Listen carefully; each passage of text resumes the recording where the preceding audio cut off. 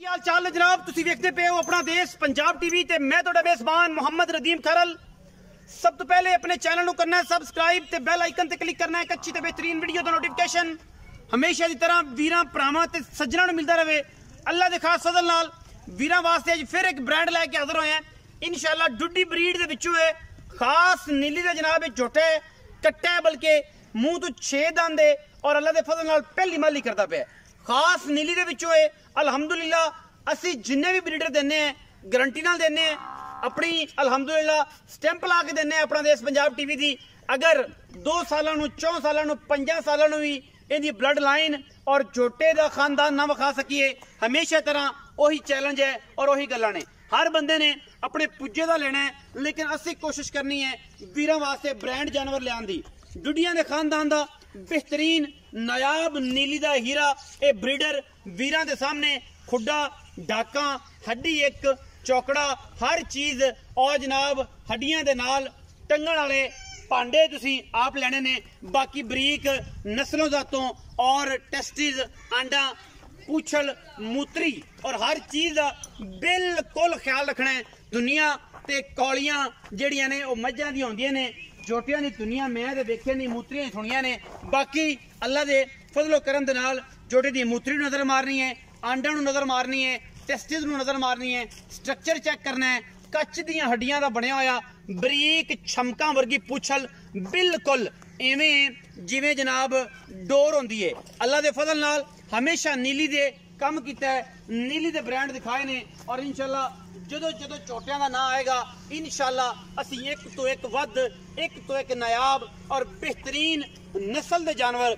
वीरां वास्ते शौक करावांगे। और इंशाअल्लाह आज की जी वीडियो है ये डुड्डी ब्रीड के विचों है। अगर साबित ना करिए इत्थे ही कसाई मौके ते छुरी मौके दे सारे मामलात और मौके ते जनाब बिस्मिल्लाह करके हलाल चीज़ है हराम नहीं करनी हलाल करके इत्थे ही आप भी खाओ तकरीबन भी वंड देंगे अगर साबित ना कर सकिए। जनाब जोटे की खूबसूरतियाँ पूरियां नस्लां जातां पूरियां धौन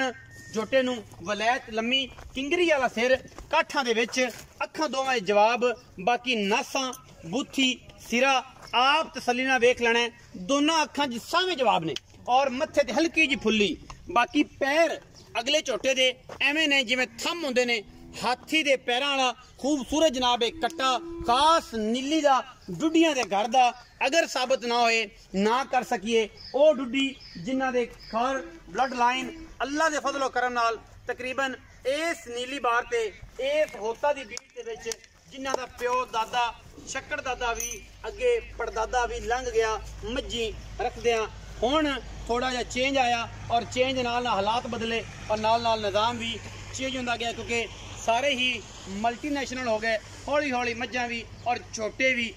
अगले घर जा रहे हैं और शौक तकरीबन नीली तो नापैद होता जाता है। नीली दे विच जानवर हमेशा की तरह अल्लाह के फजलो करम नाल पैदा होंदा रहता है क्योंकि इनू निस्बत है इंशाअल्लाह इनू दुआ इस धरती नू सतलुज बार दी नू कि जनाब एक ना एक चीज़ हमेशा की तरह कढ़नी होती है। छमाही तो 5 महीनों तो 6 तो ये जनाब एक एक जनाब जोड़ का जड़ा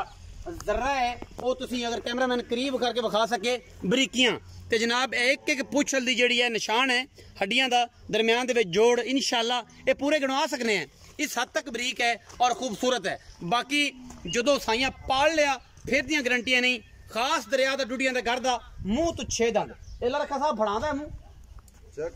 कोशिश करो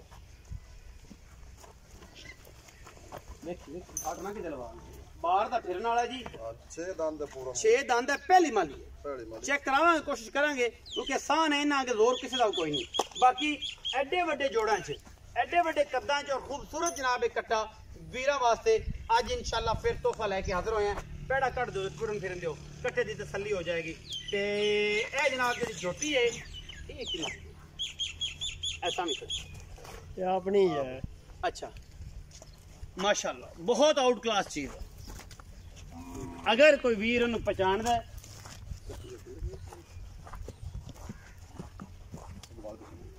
कट्टे नूं फिरन दो जी फिरन दो वापस मोड़ फिरन जांदा वापस आंदा जाण दो अगर जांदा तम जान वापस ले आओ इधर समी इधर ले आओ वापस ऐसे पास तोड़ लो तोड़ लो